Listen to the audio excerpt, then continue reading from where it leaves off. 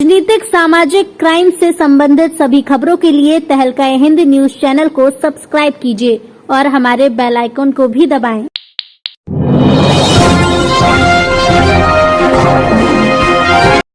मुरादाबाद जनपद के पक्का आबाग अंसारी चौक में अखिल भारतीय हस्तशिल्प कार्ड जागरूकता कैंप उपायुक्त उद्योग जिला उद्योग प्रोत्साहन और उद्यमिता विकास केंद्र मुरादाबाद की ओर से अमृतोत्सव कार्यक्रम मुरादाबाद के अनेक स्थानों में किया जा रहा है। इसका सहयोग SAIR trade primary products association हस्तशिल्प सप्ताह जागरूकता के अंतर्गत सहयोग किया जा रहा है। 11 दिसंबर 2021 को पक्का अंसारी चौक में डॉक्टर गानिम मियां, महबूब अली, नजाकत हुसैन अंसारी मौजूद रहे। भारत सरकार की अनेक योजनाओं का लाभ पहुंचाने के उद्देश्य से अनुज कुमार, उपायुक्त उद्योग Atul Bansal, lead bank manager Satish Sharma ALC ने भारत सरकार की अनेक योजनाओं के संबंध में आर्टिजनों को जानकारी देते हुए कहा।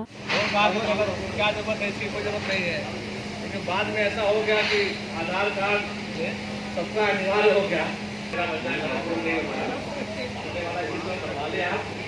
और आपके परिवार के लिए कोई फायदेमंद चीज होगी। सबसे बड़ी टेंशन परिवार के सामने यही होता है कि कोई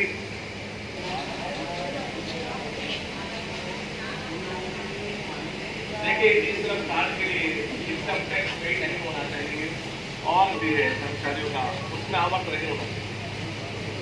और उसके बाद तमाम लोग वो बताते हैं, हमें भी जब ही जानकारी सही मानों में होती है।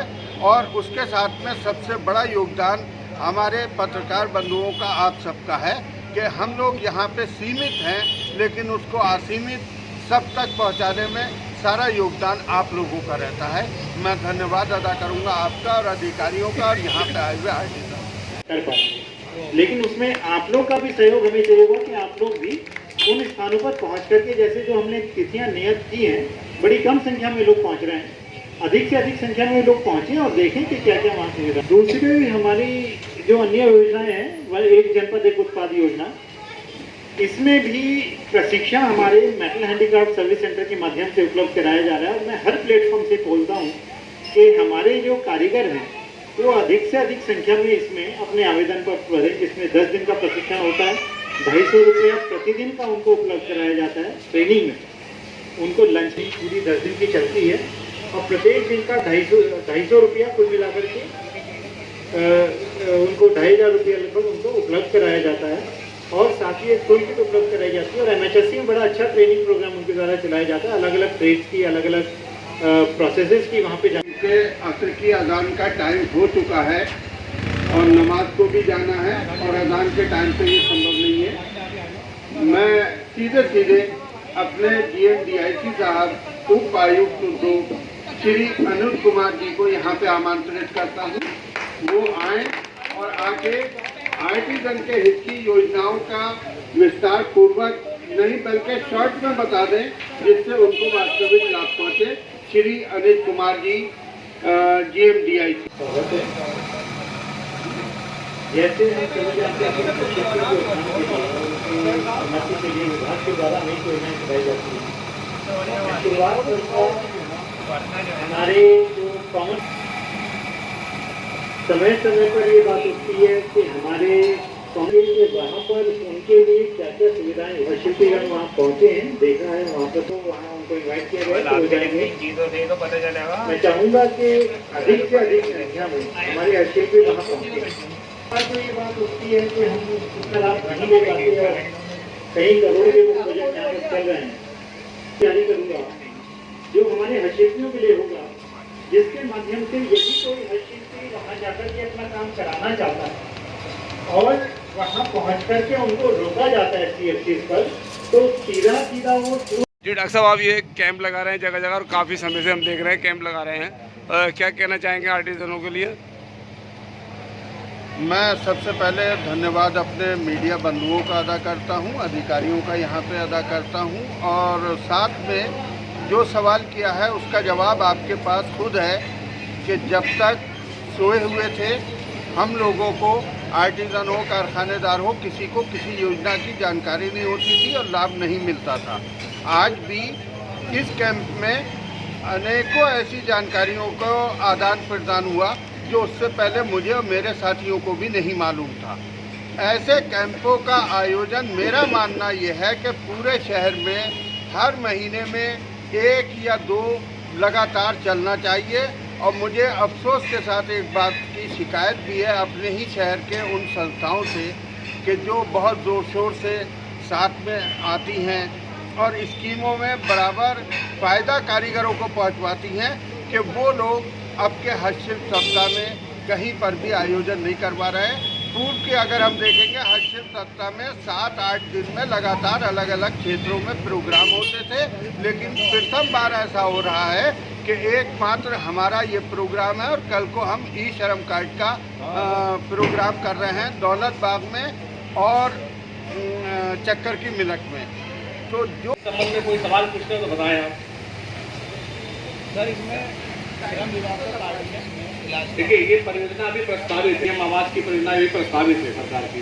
पहले रजिस्ट्रेशन हो जाए गवर्नमेंट के पास, क्योंकि ऑल ओवर इंडिया चल रहा है, ये केवल हमारे मुरादाबाद या हमारे प्रदेश की बात नहीं है, ये पूरे भारतवर्ष में रजिस्ट्रेशन चल रहा है। 31 दिसंबर तक इसकी डेडलाइन है। माननीय सुप्रीम कोर्ट के निर्देशन में उनके जो है सर्विलांस में सब कुछ चल रही है, रजिस्ट्रेशन हो जाएगा। उस बीच में जो है सरकार चुनावी मोड में है, ये सब प्रक्रिया पूरी हो जाएगी या संभव बीच में या इलेक्शन के बाद। ये पूरे आयुष्मान कार्ड जो था पहले वाला, फिर उसकी जरूरत नहीं रहेगी बनवाने। नहीं, आयुष्मान कार्ड ही है जो पहले आप आयुष्मान कार्ड बनाने के लिए आपको काफी चक्कर लगाने पड़ते थे और बहुत सिफारिश करनी पड़ती थी। ये आपको ऐसे ही आयुष्मान कार्ड ही है। ये आपको अभी जो बंदा बीमार है कोई लोग, उसके लिए क्या अभी बन सकता है? अभी उनके लिए क्या फैसिलिटी है जिनको अभी जरूरत है? देखिए आयुष्मान का उसके पास लिस्ट आई हुई है और लिस्ट में ऐसे उसका नाम है। अभी सर कुछ लोग इतने जवान यंग लड़का है 25 साल का, डायलिसिस पर है, डायलिसिस हो रही है उसकी। और बीमारी के दौरान तो मतलब स्वस्थ व्यक्ति का ही कार्ड बनता है पहले। अगर बीमार है भी तो स्वस्थ हो जाने दीजिए, लिस्ट में अगर नाम है तो वहाँ जाइए विभाग से या हमारे इस में पंजीकरण करा ले। आप पंजीकरण करा दे, जब हमारी योजना शुरू होगी उसका लाभ मिल जाएगा उसको। तो जिसका करंट में इलाज मिल सके ऐसा कोई प्रावधान नहीं है? करंट में अभी तो इसका करंट में इलाज नहीं शुरू हुआ है, तो ये प्रस्तावित है। आप पहले रजिस्ट्रेशन करा लें। है मैं अग्रणी जिला प्रबंधक के रूप में कार्यरत हूँ यहाँ पर। हस्तशिल्प सप्ताह का मनाया जा रहा है, उसमें हस्तशिल्पी आए थे। उनको मेरा जो आज जो मैंने उनको बताया कि लोन लेने से पहले उनको एक रूपरेखा बनानी जरूरी है कि भी आपको क्या काम करना है, उस पर कैसे काम करना है, ना कि हमें जो स्कीम का लाभ है उसको सोचकर कि ये सब्सिडी हमें मिलनी है, उसको सोचकर हमें स्कीम के पीछे नहीं भागना है। हमें अपने काम को देखकर उसकी रूपरेखा बनाकर फिर उस स्कीम को चूज़ करना है। ये मेरा सबसे मेन चीज़ था, जिसके कारण लोन रिजेक्ट हो रहे हैं। बैंकों में उनको पता ही नहीं होता कि वो क्या काम करने जा रहे हैं और वो स्कीम में अप्लाई करते हैं, उस स्कीम में वो एप्लीकेबल नहीं है या उनको पता ही नहीं है उसके बाद। तो मेरा मानना ये है कि पूरी एक रूपरेखा बनाकर वो जाएंगे या मेरे पास आएंगे तो मैं उन्हें स्कीम बताऊंगा कि इस स्कीम में आप अप्लाई करें, फिर बैंक में जाएंगे, उनका लोन रिजेक्ट नहीं होगा और हम उसको कराने के लिए पूरे प्रयास करते हैं। हम चाहते हैं कि कोई भी बेरोजगार व्यक्ति जो लोन लेना चाहता है, जो जेन्युइनली काम करना चाहता है, उसको लोन मिले और हम जरूर दिलवाएंगे। सर उनको ना ही उनको जानकारी हो पाती है कि आपकी तरफ से जागरूकता अभियान समय समय पर कब चलाए जाते हैं और क्या कोई स्तर पर इन लोगों को जागरूकता देने के लिए हमारे यहाँ FLC का गठन किया गया है, FLC फाइनेंशियल लिटरेसी सेंटर। उनसे हम महीने में लगभग 10 कैंप हम लगवा रहे हैं गाँवों में, कि गाँव के लोगों को इसकी जानकारी कम होती है। CFL का भी एक CFC का गठन हुआ है भगतपुर टांडा में, उनका काम भी यही है फाइनेंशियल लिटरेसी बैंकिंग स्कीम्स के बारे में बताना। तो हमारी तरफ से पूरी कोशिशें जारी हैं कि लोगों को बैंक की स्कीम्स के बारे में पता लगे, पर मेन मेरा जो पर्पज़ है वो स्कीम का नहीं है। मेरा मानना है कि वो ज़मीनी स्तर पर ये सोचे कि हमें लोन जो लेना है वो उसको भरना कैसे। ये नहीं है कि भाई लोन लेकर उसको आप बैठ जाएं या किसी और घर के घरेलू कामों में उसको लगा दें।